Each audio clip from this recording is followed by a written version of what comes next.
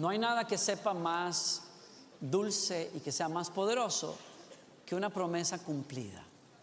Alguien que se acordó de llamarnos cuando había dicho que lo iba a hacer.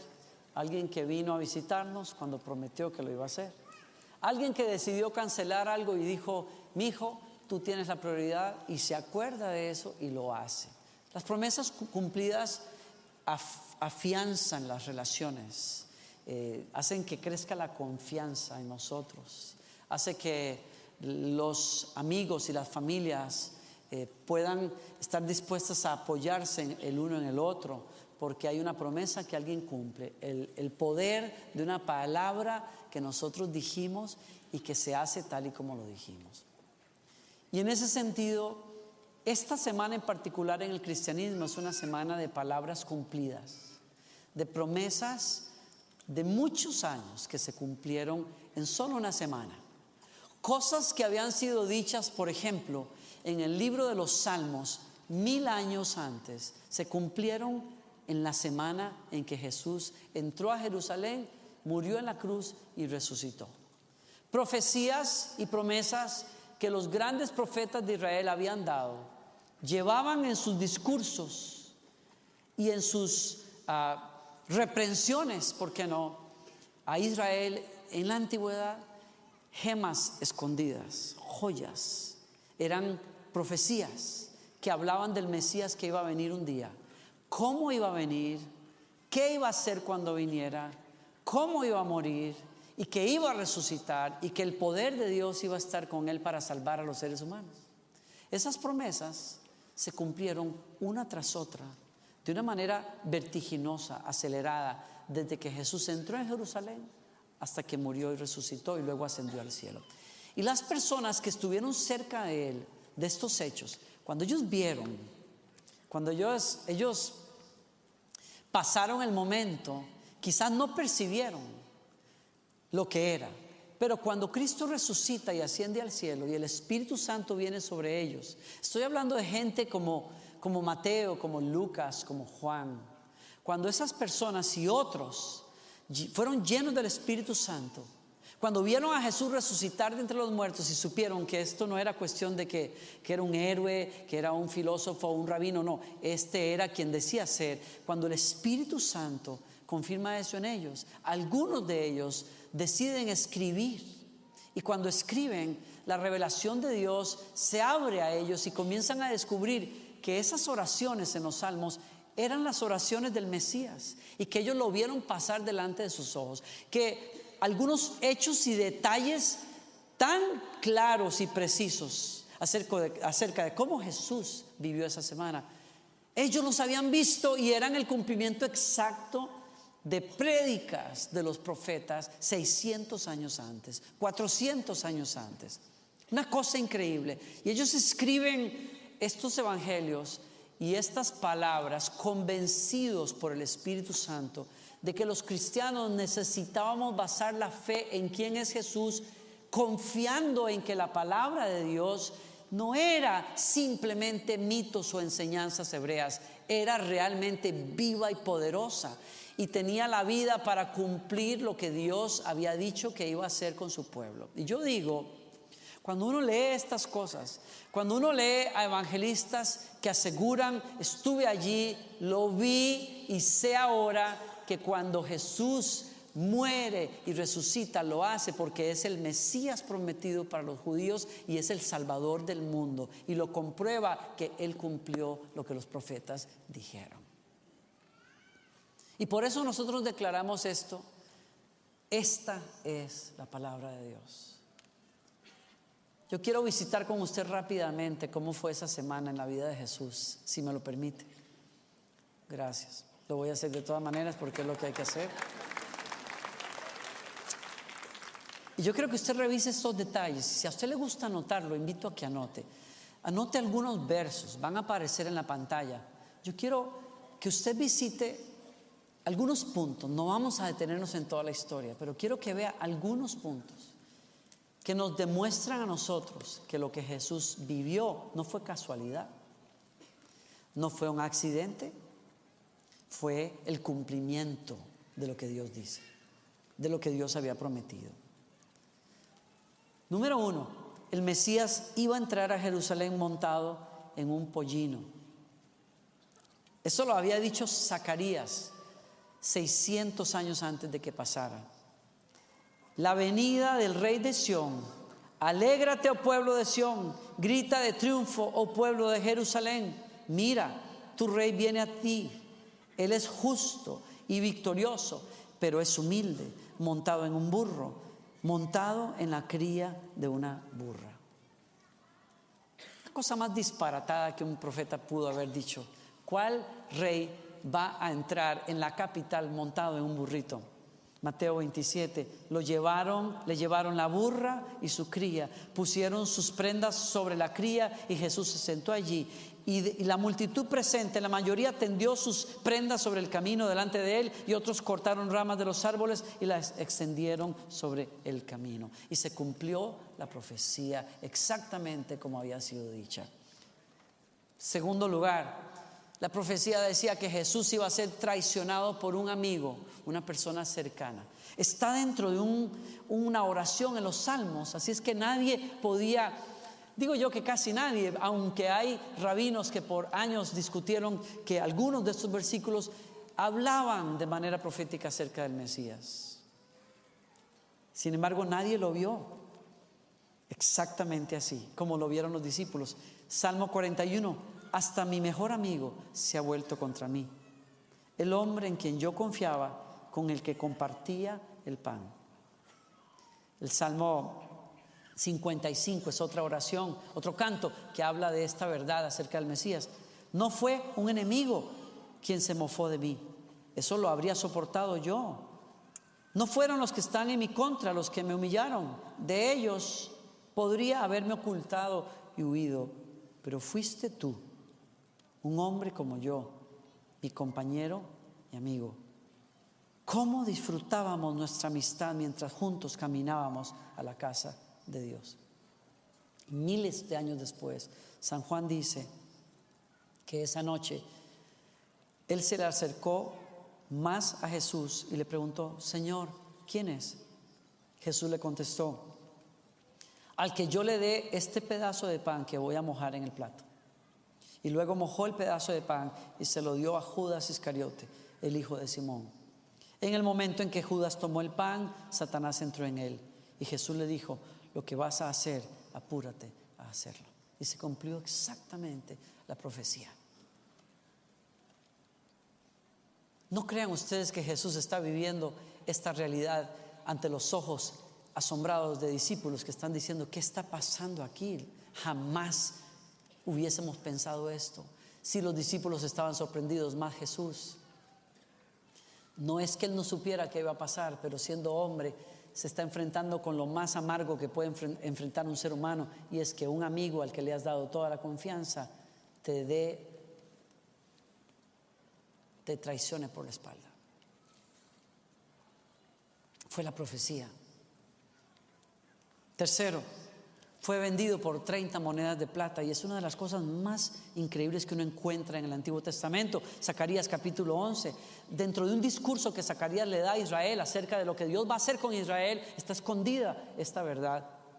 Y yo dije a los jefes: si les parece bien, páguenme mi salario, lo que estimen conveniente, y si no, quédense con él. Entonces ellos me dieron como pago solamente 30 monedas de plata. Y corre al Nuevo Testamento, cientos de años después, y dice San Mateo, y les dijo, hablando de Judas: ¿qué me queréis dar? Y yo os lo entregaré. Y ellos le asignaron 30 piezas de plata. Cuarto, el dinero de la traición sería tirado en el templo después de la traición. El dinero sería usado para comprar el campo de un alfarero. Léase lo que Zacarías dijo años antes. Luego el Señor me dijo: arrójalas al alfarero, esta magnífica cantidad con que me evaluaron. Así que tomé las 30 monedas y las lancé al alfarero en el templo del Señor. Y el cumplimiento increíble, el día que Jesús es entregado y muere en San Mateo, los principales sacerdotes recogieron las monedas.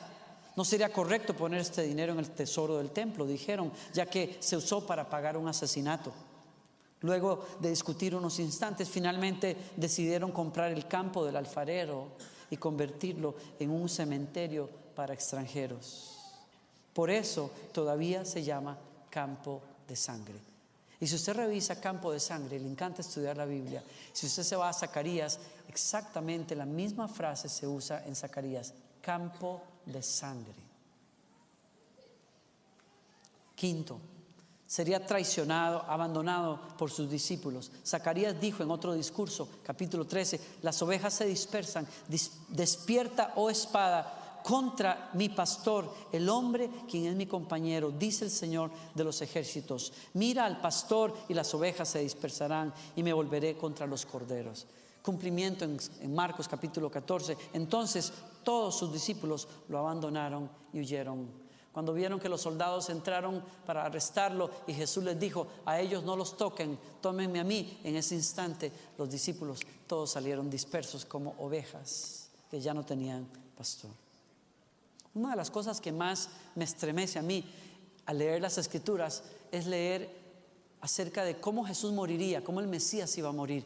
Y está escrito en el libro de los Salmos. Yo quiero dedicar unos minutos más, los minutos que me quedan, a revisar 2 salmos, pero en particular el Salmo 22. Es un salmo increíble. Cuando usted lo lea, y lo invito a que lo lea en su casa, usted se va a encontrar con que hay una descripción gráfica, detallada de lo que Jesús sufrió y lo que vivió desde la cruz durante esas 3 horas. Sexto punto en esta tarde: sus manos y sus pies serían atravesadas. Habla de la crucifixión. El Salmo 22 dice: mis enemigos me rodean como una jauría de perros, una pandilla de malvados me acorrala, han atravesado mis manos y mis pies, han taladrado mis manos y mis pies.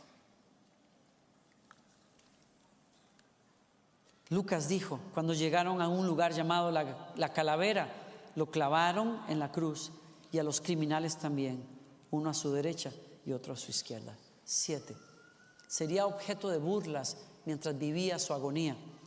Salmo 22, todos los que me ven se burlan de mí, sonríen con malicia y menean la cabeza mientras dicen, este es el que confía en el Señor, entonces que el Señor lo salve. Y si el Señor lo ama tanto, que el Señor lo rescate. Y es exactamente lo que San Mateo dice en el capítulo 27. Y la gente que pasaba por allí gritaba insultos y movía la cabeza en forma burlona. Pero mírate ahora, le gritaban, dijiste que ibas a destruir el templo y a reconstruirlo en 3 días. Muy bien, si eres el Hijo de Dios, sálvate a ti mismo y bájate de la cruz. Las profecías hablaban del sufrimiento físico de Jesús. Salmo 22, soy derramado como agua y todos mis huesos están descoyuntados. Mi corazón es como cera, se derrite en medio de mis entrañas. Y lo dejo allí en ese punto en particular porque describir la crucifixión y los dolores de la crucifixión no es tarea de los evangelistas. Ellos no describen en detalle eso. Ellos solamente nos dicen que fue crucificado. Pero por ejemplo en los años 60 y 70 algunos expertos, doctores en ciertas universidades en los Estados Unidos decidieron investigar cómo podría ser la muerte de alguien en una cruz y determinan cosas que ya sabíamos pero que comprueban de ciertas maneras. Uno de ellos es que eran muertes por supuesto tremendamente dolorosas, pero una de las características de una persona colgada en una cruz es que sus huesos comenzaban a descoyuntarse. El peso del cuerpo producía un tremendo dolor cuando las coyunturas se soltaban. Es lo que el profeta está diciendo acá. La otra cosa que dicen los científicos hoy, los médicos, es que usualmente una persona que moría en la cruz no solamente moría por asfixia, sino que el estrés era tan grande sobre el corazón que el corazón terminaba casi explotando, produciéndole la muerte. Y él dijo, el salmista, mi corazón es como cera que se derrite dentro de mí.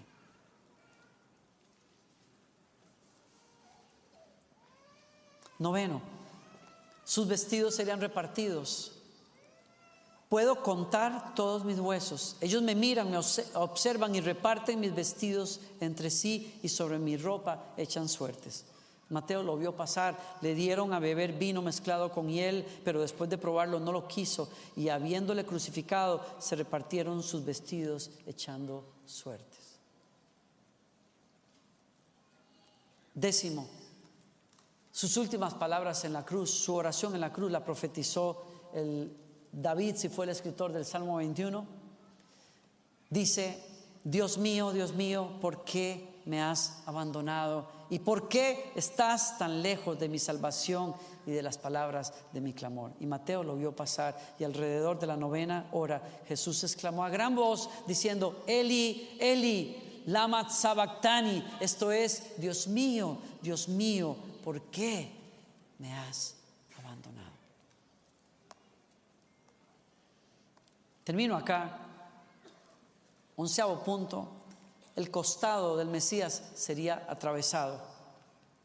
Zacarías dijo: y derramaré sobre la casa de David y sobre los habitantes de Jerusalén el espíritu de gracia y de súplica, y me mirarán a mí, a quien han traspasado, y se lamentarán por él como quien se lamenta por un hijo único, y llorarán por él como se llora por un primogénito.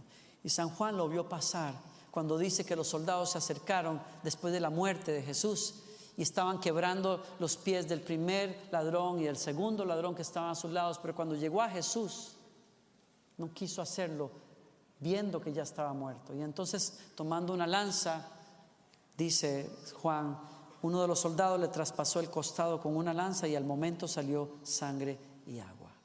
Y entonces, desde la entrada a Jerusalén hasta la traición de Judas, hasta la crucifixión, hasta los dolores de la crucifixión, hasta el espectáculo vergonzoso y lo que las personas gritarían y le dirían y harían delante de él, cada una de esas cosas minuto a minuto se estaba cumpliendo, mientras los creyentes, los discípulos, la madre de Jesús miraban aquellas cosas sin entender, hasta que cuando Jesús resucita les dice: ¿no se acuerdan ustedes que desde Moisés pasando por todos los profetas han hablado una y otra vez de que las cosas serían así? Porque Dios es veraz. Y estas cosas, dice San Juan, se han escrito para que ustedes crean y para que al creer tengan vida eterna. Yo pienso en 2 cosas para cerrar esta tarde, lo que estoy diciendo acá. Mírame por favor y te ruego tu atención por estos 5 minutos finales. Si lo que los profetas dicen en la Escritura se cumple perfectamente en Jesús, dime una cosa: ¿valdrá la pena considerar este libro, leerlo y vivir de acuerdo a lo que este libro dice? Yo digo, es que yo mismo estoy diciéndome, ¿dónde está la Biblia en mi vida? ¿Dónde están las palabras de Dios? Porque si Él fue tan preciso para apuntar con dirección clarísima hacia lo que Él iba a hacer por la salvación tuya y mía, yo creo que yo necesito prestarle mucha atención a lo que Él me dice. Porque si Él prometió que iba a venir la primera vez para salvar a los seres humanos, ha dicho que volverá la segunda vez para juzgarlos, y yo creo que eso va a pasar también. Y si eso va a pasar, ¿dónde estoy yo a la luz de esa verdad? ¿Cómo estoy viviendo yo y cómo está viviendo usted a la luz de esa verdad? Ahora váyase usted e investigue por usted mismo. Revise estas profecías. También revise todo lo que las personas discuten el día de hoy acerca de si eso no es. Algunas personas dicen: no, los discípulos torcieron esas aplicaciones. Todo ese tipo de discusiones está allá afuera y usted lo puede leer, pero una cosa es cierta: métase de cabeza y dése cuenta que esto no pudo ser casualidad ni manipulación, pasó porque es la verdad. Jesús es el Hijo del Dios viviente. Y yo le pregunto a usted: ¿usted está considerando a Jesús como lo que Él es y como lo que dijeron los profetas? ¿Usted está considerando lo que los apóstoles escribieron y por lo cual fueron perseguidos y dieron sus vidas para que usted pueda creer ese mensaje? ¿Usted está respondiendo a ese mensaje hoy?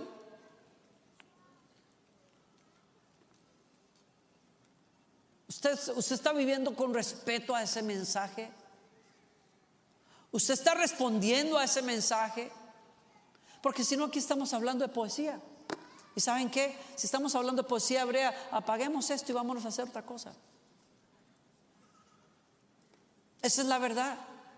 Si esto es cuestión de costumbres, vengamos a celebrar la Semana Santa y traigamos las palmitas y un burrito para recordarnos de lo que pasó acá. Pero si eso es la historia de mi salvación, más vale que yo piense qué estoy haciendo yo con mi vida.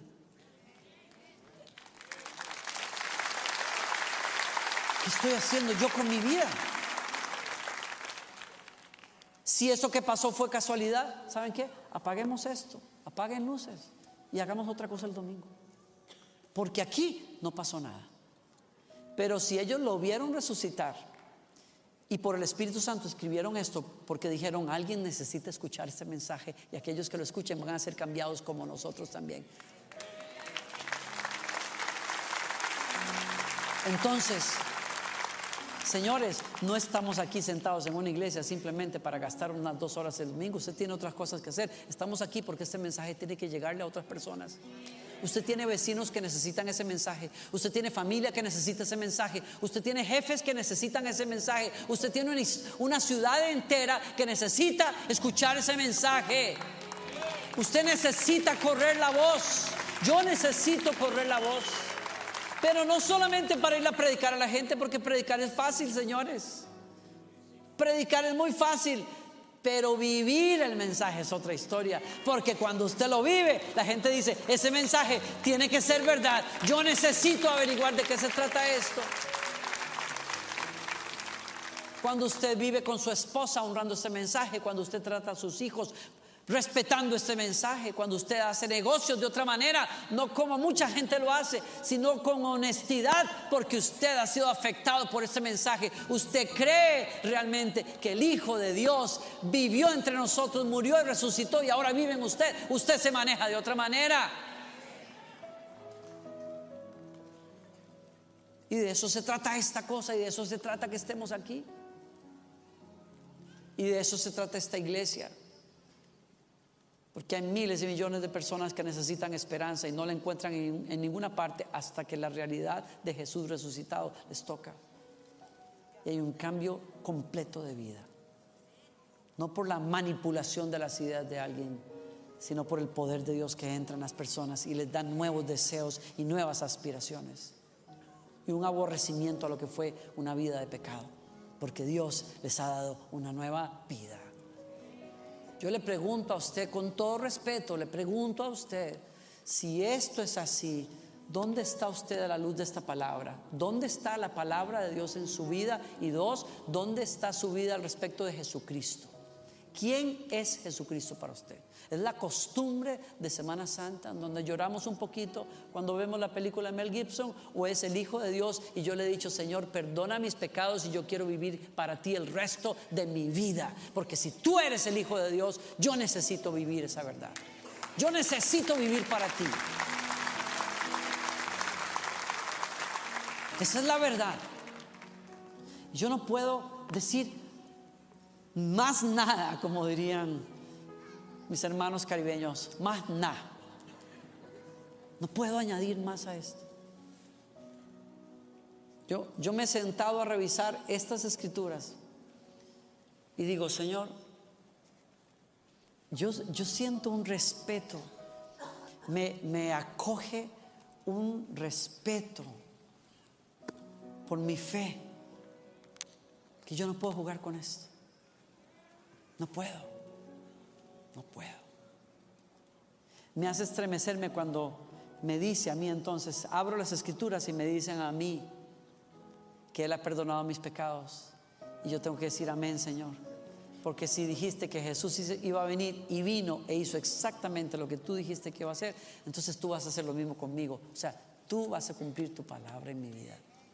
Si tú me dices que eres el buen pastor, más me vale creerlo, porque si tú cumpliste las profecías al pie de la letra, tú vas a cumplir eso en mi vida. Tú me vas a guiar a pastos verdes, tú me vas a guiar a lo mejor que tú tienes para mi vida. Yo estoy seguro en tu mano. Si tú me dices a mí que tu palabra tiene poder para santificarme, pues entonces yo creo lo que dice tu palabra. Y yo creo y abrazo esa santidad que tú traes a mi vida, porque no es por obras, es por el poder de tu presencia en mí. Si tú dijiste, estaré con ustedes todos los días hasta el fin, yo digo, sí, Señor, porque si tú lo dijiste, lo cumpliste, tú lo vas a hacer conmigo también.